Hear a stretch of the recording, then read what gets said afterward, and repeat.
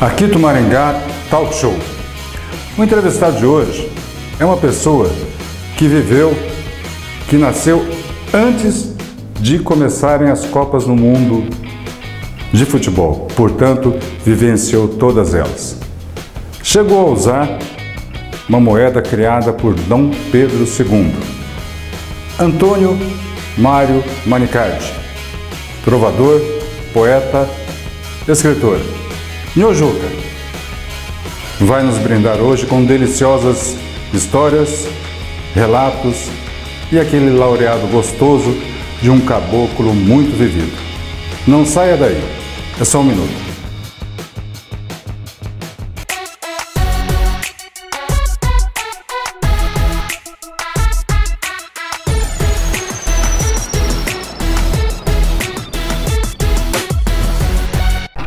Go Fishing é uma agência que te leva para pescar o famoso tucunaré na Amazônia, paraíso da pesca esportiva, ou até a Argentina para fisgar grandes dourados, ou ainda inúmeras espécies no Pantanal, no maior berçário de espécies do mundo. A escolha de pescar é sua, o compromisso é nosso. Realize uma aventura de pesca com todo conforto, segurança e seja muito bem assessorado por nossa equipe. Consulte-nos. Só de ver o vídeo, tenho certeza absoluta, muita gente já reconheceu. E para quem reconheceu, eu vou começar usando o apelido Nhojuca. Antônio Mário Manicardi, escritor, trovador, contador de histórias, desde 1952 em Maringá. É o nosso entrevistado de hoje. Tudo bem, seu Manicardi? Agora está melhor, porque estou aqui para iniciar uma gravação que é muito honra para mim, né? A honra é minha. Então, estou bem. Eu tenho o privilégio, seu Manicardi, de ter diversos amigos assim, mais velhos, né? Eu gosto de conversar. Um deles é o seu Kaoru Sakasegawa, né? É, o Kaoru. Que é mais ou menos da tua idade, um pouquinho mais novo, mas novinho um pouquinho, né? E são pessoas assim que têm uma carga de sabedoria, de conhecimento muito grande.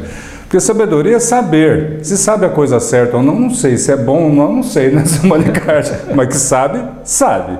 Seu Manicardi estava contando aqui, antes da gente começar a ir para esquentar as máquinas, que a primeira eleição de Maringá, ele vai contar essa história para nós, já teve uma preocupação de mídia, de marketing, viu, o nosso diretor Clécio?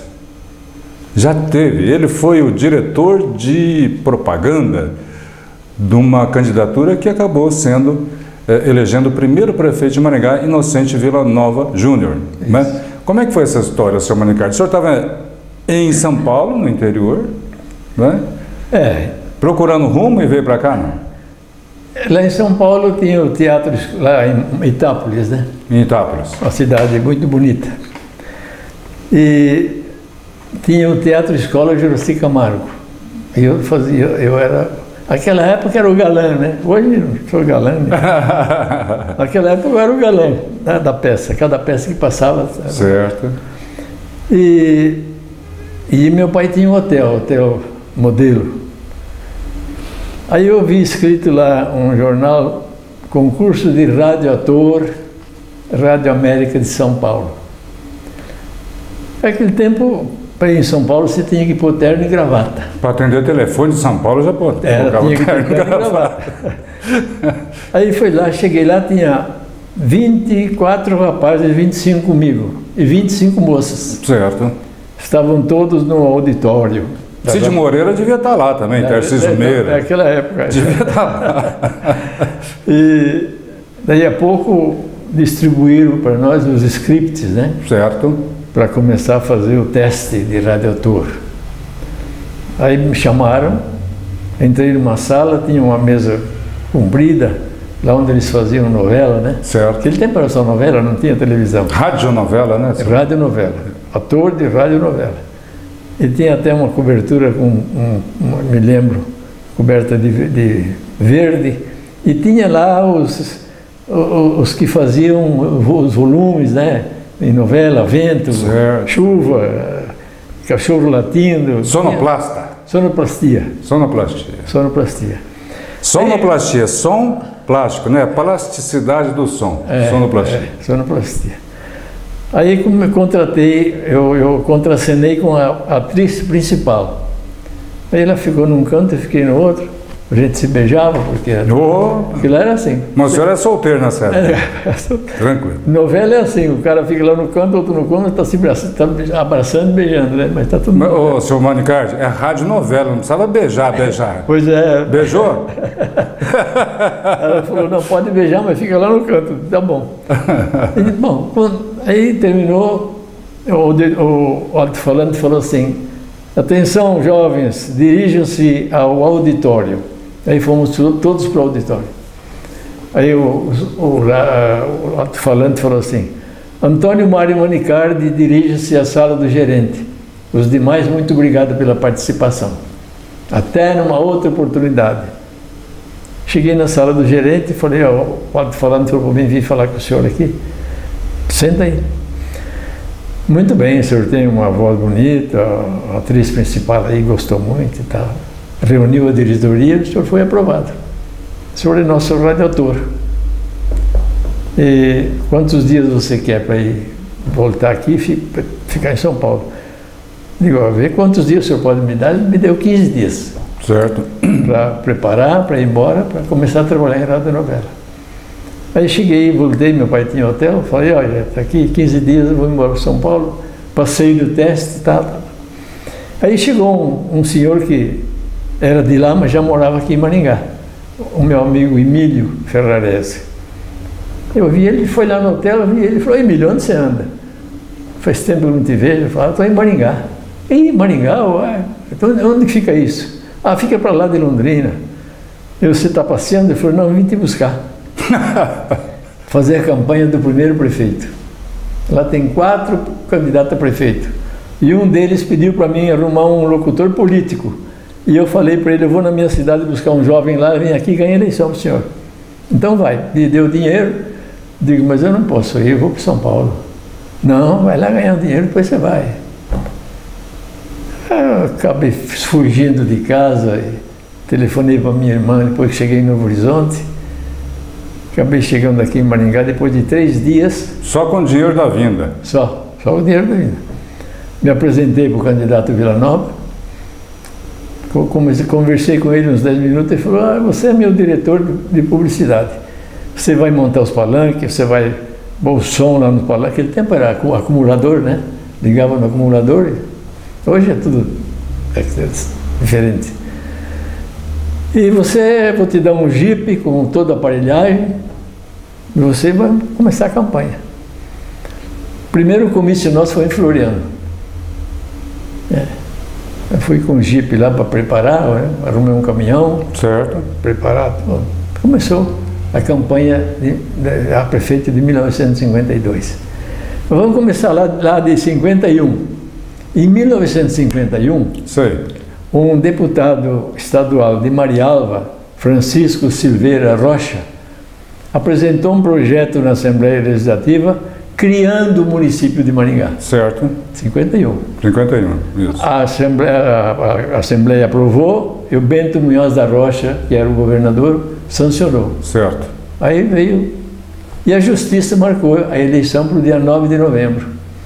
Então, de setembro de 22 que eu cheguei, até dia 9 de novembro foi a eleição. No dia 9 de novembro foi para a eleição. Um mês e pouco? Já foi. Setembro, outubro, não, 2 meses. Não tinha onde fazer comício, né? Não tinha. Aquele tempo Floresta, Ivatuba, Doutor Camargo, Paissandu, tudo pertencia aqui. E nós pertencíamos a Mandaguari.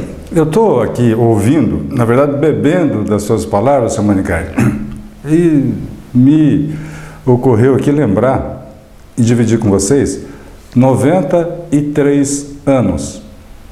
93 anos, uma memória fantástica, melhor que a minha. A memória, se bem que a minha não é grande coisa, na verdade, né? Mas muito melhor que a minha. Né? E aí, em 3 meses, não tinha onde muito fazer comício também e andar, né? Não tinha quase gente, né? Tinha pouca gente. Tinha pouca gente. Quando o senhor nasceu no Brasil, eu andei dando uma pesquisada, viu? Bom. uma fuçada na sua história aí. Bom. O seu Manicardi nasceu em 1925. Tinha nessa época, só para contextualizar a importância desse teste que ele foi fazer na Rádio América de São Paulo, que seria alguma coisa parecida com um Globo ou hoje, né? A América era a melhor coisa que tinha. Exatamente. Então, eu tinha 27 anos. Nesta época, tinha 13 mil carros no Brasil inteiro. Tudo estrangeiro, né? Exatamente. Então, é de uma importância muito grande essa história que ele contextualizou, né? Para contar todo esse contexto dele ter vindo a Maringá. A eleição ganhou, e eu sei disso, né? O prefeito já eleito, Inocente Vila Nova Júnior, aliás, a Vila Nova de Maringá chama-se Vila Nova em virtude da presença da família naquele local até hoje, né? Porque até hoje eles têm. Até hoje tem propriedades lá. Que foi o primeiro sogro do prefeito Ricardo Barros, né? Do prefeito Ricardo Barros. É avô, né? Não, primeiro sogro avô das filhas dele, né? Do primeiro casamento. Então, mas a filha era a filha do Vila da Telma, né? Ah, avô? Isso, não é sogro do Ricardo Barros, não. Avô da primeira esposa do Ricardo Barros.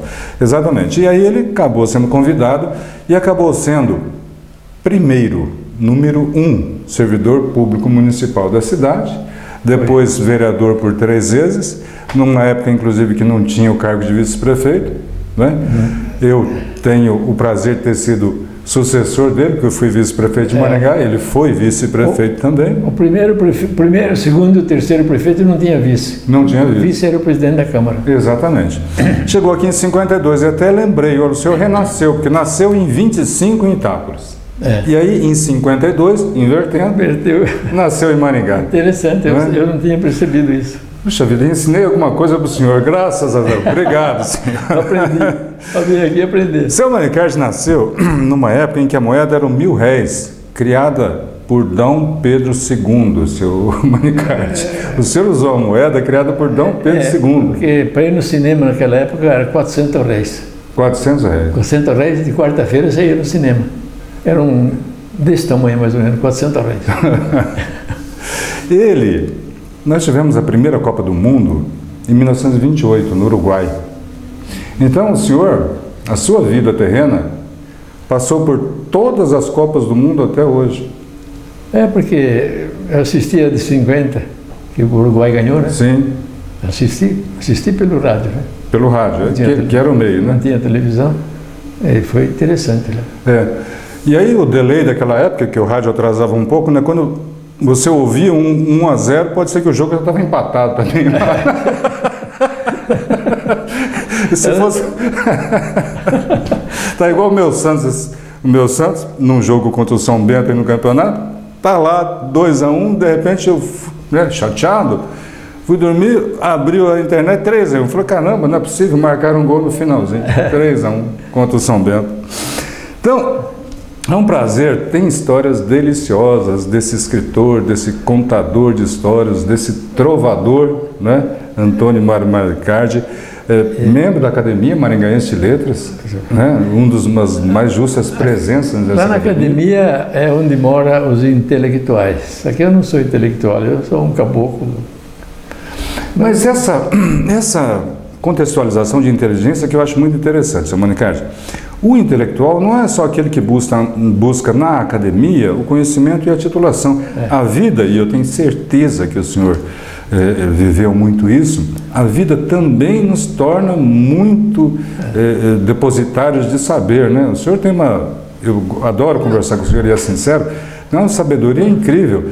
E a tecnologia já colocando essa sabedoria, à disposição de todos. Eu estou vendo aí, o senhor tem um CD e um DVD já gravados?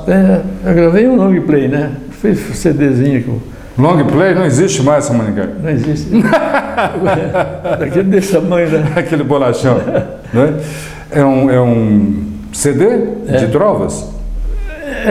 Poemas, trovas, né? De sua autoria? A Academia de Letras, ela é a academia onde estão os escritores, né? E a UBT, que é a União Brasileira dos Trovadores, é onde ficam os trovadores. Certo. Então a nossa reunião é no Bristol Hotel, das 6 às 8. Das 8 às 10 é a reunião da academia. E das 6 às 8 é a reunião da UBT. Quem faz trovas participa dos dois, da academia e da UBT, que é uma só. Só que lá tem escritores, por exemplo, que não sabem fazer uma trova, né? Escreve livros magníficos, mas não sabe fazer uma trova. Então a trova... Falando nisso, o senhor lembra de alguma trova aí que o senhor possa dividir conosco aí? Tem vários temas de trovas, né?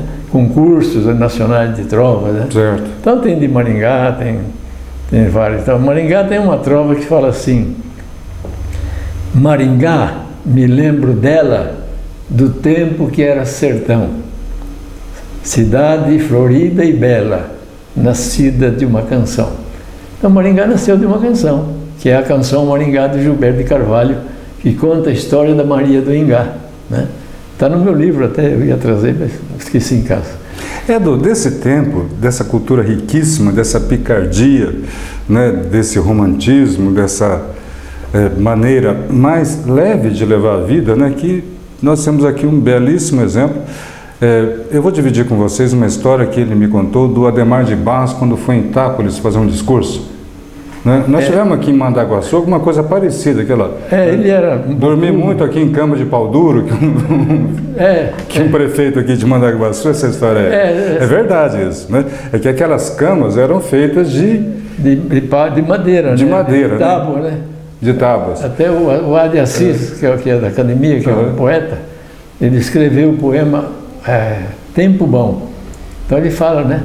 Quando vim para Maringá, tinha só poeira e barro. De noitinha só se via luz de ponta de cigarro. As casinhas eram de tábua, sem jardim, varanda ou muro. Dentro delas se dormia numa cama de pau duro. Roubou do nosso prefeito Carmelino, né? Prefeito de Mandaguaçu, dono dessa frase. Mas o senhor não vai fugir desse discurso de contar essa história, não, do Adhemar de Barros em São Paulo. Na hora que surgiu o palavrão, a gente coloca um pia aí, não tem problema. Como é que é lá em São Unicade? Porque lá tem duas cidades, que tem 18 quilômetros perto, Ibitinga e Itápolis. As duas têm 30 mil habitantes. Quando eu saí de lá, hoje deve ter menos até, não sei, mas deve ser mais ou menos isso. E o Adhemar de Barros foi fazer um comício lá em Itápolis. E quando ele subiu no palanque, pegou o microfone e falou: boa noite, povo de Ibitinga. Aí o assessor dele falou: aqui é Itápolis. Ele falou: é a mesma merda. Então, isso não é invenção, não é? Não, acho que nem precisa do PIA, viu, diretor? Porque é fato, é verdade. É verdade. Palanque. Exatamente. É como as relações eram levadas antigamente, né? Com uma determinada picardia, né? Para tornar as histórias mais saborosas. Não, eu declamo isso aí na academia, mas eu conto primeiro uma história, né? Que naquele tempo eu tinha caminhãozinhos pequenos, quando os pioneiros vinham para cá, e as famílias vinham em cima do caminhão. Então eles não traziam guarda-roupa, não traziam nada. E quando chegava aqui, alugava uma casinha, ou então construía uma casinha rápida, e estendia uma tábua e dormia em cama de pau. Então eu conto essa história lá desse. E tem uma circunstância aí de Maringá. De Maringá o senhor viveu tudo. Tudo, né? Começo, né? Foi o começo. Foi bem o começo dessa história aí. Que foi a história do primeiro veículo que o município adquiriu em São Paulo, né? Era um Jeep que o senhor foi buscar? Eu fui buscar um Jeep e um gabinete dentário também da Volkswagen. Mas essa do Jeep foi para participar do desfile aqui, o senhor chegou em cima da hora, é isso, seu Isso. Maringá? E não foi multado, né? Não, o João Paulino falou assim: Toninho, você tem que buscar um Jeep de candango, que era da VEMAG. Primeira administração do João Paulino. Primeira administração do João Paulino. Mas só que depois da manhã é dia 10, então tem que estar aqui no dia 10 no desfile. Eu peguei uma carona, cheguei em São Paulo no dia 9. Dia 9, eu fui lá na VEMAG e falei: vim buscar um Jeep da Prefeitura de Maringá. Eles falaram assim: ainda não está construído. Não está pronto ainda. Não está pronto. Falei, mas como é que vai? Não, amanhã às 6 horas da tarde, que era dia 9, às 6 horas da tarde de amanhã, que é dia 9, o senhor pode vir aqui que o Jeep está pronto. Aí eu fui no hotel, dia 9 fui lá. 6 horas da tarde, o Jeep é aquele lá, um candanguinho lá, um verdinho, né? Aí paguei isso que é 500 cruzeiros aquele tempo, né? E eu saí de lá, era umas 7 horas mais ou menos. Quando eu cheguei na Serra de São Roque, naquele tempo não tinha Castelo Branco, vinha por São Roque. Por São Roque, isso. É. Eu lembro que eu passei por essa estrada, eu tenho 60 anos, né? Isso. Aí já eram umas 8 horas da noite, já estava escurecendo, bem escuro. Pifou, rapaz, pifou o carro. Mas tinha um pedaço de asfalto feito, e eu comecei a pensar, eu vou passar naquele asfalto, senão eu não chego lá amanhã. Mas não estava liberado? Não estava liberado ainda. É por isso que ele não foi multado, não estava liberado. Não estava liberado. Aí começou a chuviscar. E eu olhei para cima e falei, oh, meu Deus, eu tenho que ir para Maringá, eu tenho que chegar lá. Falei, eu vou dar partida. De partida, pegou. Tinha apagado tudo. Aí, quando foi lá para as 11h30, quase meia-noite e meia mais ou menos, parei num boteco lá, comi um sanduíche, peguei uma notinha. Falei, agora eu vou chegar lá. Não. 1h da manhã eu cheguei lá no asfalto. Botei as lâmpadas do carro bem na cabina do guarda, né? O guarda, ô doutor, falei, faça favor, senhor, faça favor. Eu sou o doutor Eduardo do DR, eu preciso passar no asfalto porque eu tenho que ir para o Novo Horizonte, eu tenho que passar lá por onde, depois eu volto. Então eu estou autorizado. Vou até ler aqui para o senhor, peguei a nota de sanduíche. Aqui eu li, autorizo o doutor Eduardo a transitar pelo asfalto, por motivo de emergência. Pois não, doutor, pois não. Ele abriu a porteira e eu... Carro novo, 0 quilômetro. Cheguei aqui às 9h30. Botei o carro no elevador. Todo mundo vem aqui para lavar o carro. Lavou o carro, 10 horas ele estava desfilando. E nós tivemos desfile. Foi a novidade do desfile. O candango. Candango, da Vemag. Da Vemag, aquele candanguinho, aquele jipinho, né? São histórias deliciosas que a gente tem aqui. Se a gente ficar aqui provocando o seu Manicard, nós vamos tirar muito mais delas. E eu vou lembrando de algumas conversas que a gente já teve. Por exemplo, da briga da luz aqui em Maringá. Nós tivemos aqui um prefeito que teve um enfrentamento com a questão da energia elétrica, né? Sim. Que antes era com gerador, é isso?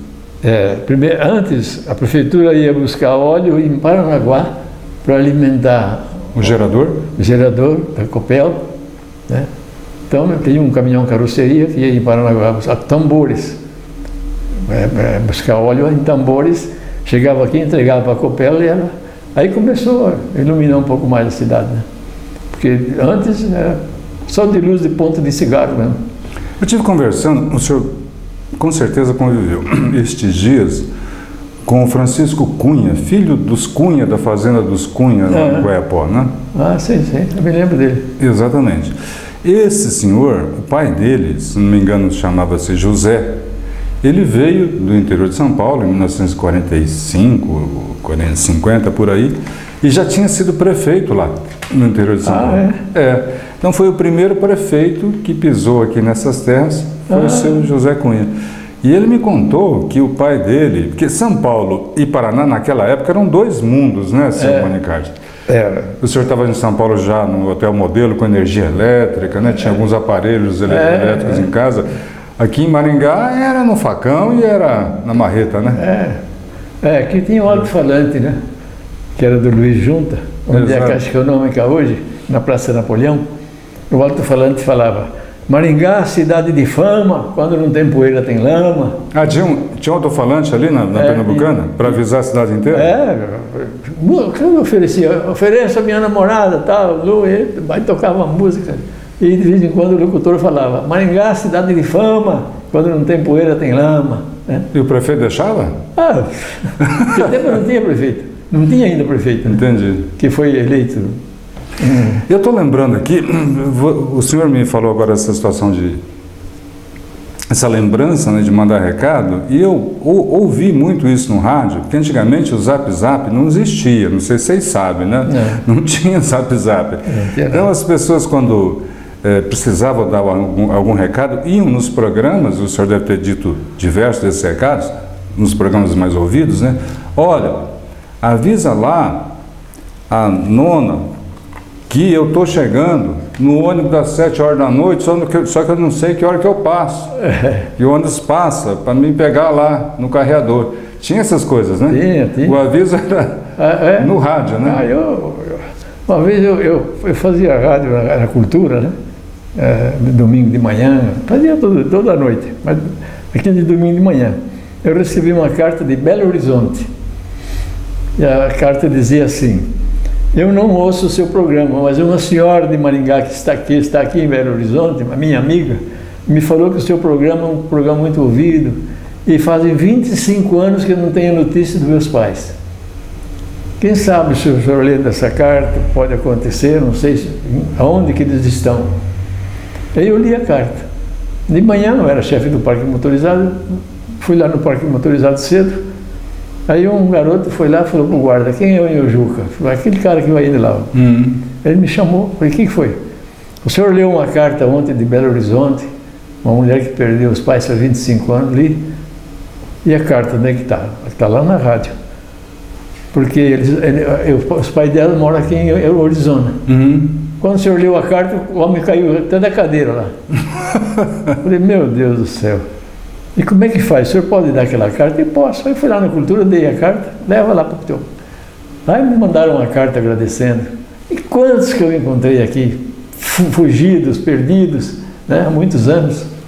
Então, o rádio naquela época, até hoje mas está tudo diferente. Era um veículo de uma comunicação extraordinária. Extraordinário. E o rádio era a referência da comunicação, né? Referência. Hoje, claro, os jovens aí nem vão entender muito bem de que contexto a gente está falando, né? Porque hoje nós temos aí diversos veículos de comunicação que os jovens sabem usar muito melhor do que a gente, né? Mas naquela época era a supremacia do rádio. Rádio. Né? A gente só entrou aqui em Maringá com sinal de televisão em 1970, com a TV Tibagi, que não tinha sinal de televisão aqui em Maringá. Não tinha. Então não adianta, não sei se vocês vão entender essa situação, não adiantava ter o aparelho de televisão até 1970, porque não tinha sinal de televisão. O segundo prefeito de Maringá, o Américo Dias Serrais, foi em São Paulo, ele viu a televisão, foi numa loja e comprou um aparelho. Comprou um aparelho. Chegou aqui, foi ligar, só fervia, né? Ele pegou o televisor e jogou fora, jogou lá no meio da rua. Não pode, não tem a estação, não tem o torre, não tem nada. Vale a pena a gente comentar algumas situações, né, Manicardi? Porque antigamente, além desse fato pitoresco, eu não sabia, mais uma do Américo Dias Serrais. É verdade. Antigamente a TV era preto e branco e eu usei esse recurso para parecer colorida. A gente colocava uma tela na frente com a cor vermelha, amarela e verde, alguma coisa isso assim. Bem depois. Já era moderno. Já era moderno. Então aí está, nessa conversa deliciosa aqui com Antônio Mário Manicardi. Tem as referências dele no site e nos meios de contato com a Academia Maringaense de Letras, né, seu Manicardi? Trovador, contador de história, né? É o maior pendrive vivo da história de Maringá, não tem dúvida nenhuma em afirmar isso. Tem muita palestra a falar sobre Maringá de antigamente, né? Até muita gente... Diretores de escola que estejam nos ouvindo, né? Realmente é uma ocasião imperdível. Eu servi na Segunda Guerra Mundial, fui soldado. Não sabia. E nós éramos em 200 soldados fazendo manobra de guerra. Chegou o dia de desmanhar 25 soldados. A gente pegava nas costas, jogava embaixo de uma árvore, pegava a água do cantilho e jogava em cima. E não tinha hospital, não tinha nada, não. O sargento, o tenente era de Recife, que eles foram para lá para dar... Mas o senhor chegou aí para a Europa ou só treinou? Não, nós estávamos aguardando, aquele tempo falava de convocação de emergência. Certo. E ele falava assim: aguardem, porque daqui uns dias vem a convocação de emergência. Aí não vai dar tempo nem de despedir da família. Onde você está, você tem que... Falei: vixe Maria do céu. O senhor era solteiro naquela época, né? O senhor era solteiro? Desde lá eu estava em São Paulo. Então toda noite era a última noite, seu Manicardi? Pelo amor de Deus. Era difícil. E a guerra comendo, né? E nós aguardando lá. Na hora que vier uma convocação de emergência, não dá tempo de despedir dentro da manhã, como o sargento falava, né, o tenente lá. Tem que sair correndo. Vixe Maria. que naquele tempo eles desmembraram os tiros de guerras, porque ia todo mundo para a capital, né? Certo. Então desmembraram os tiros de guerras para poder os convocados ir lá para fazer manobra de guerra. A gente ficaria aqui, como eu disse, horas falando, né? Mas foi uma conversa deliciosa e eu queria, Sr. Manicardi, para fechar o programa, que já está na hora, que o senhor fizesse aí uma declamação última para a gente fechar o programa e com isso a gente se despede de vocês. Quantos minutos mais ou menos? Uns 15 minutos tá bom. 15 minutos. Então tem um poema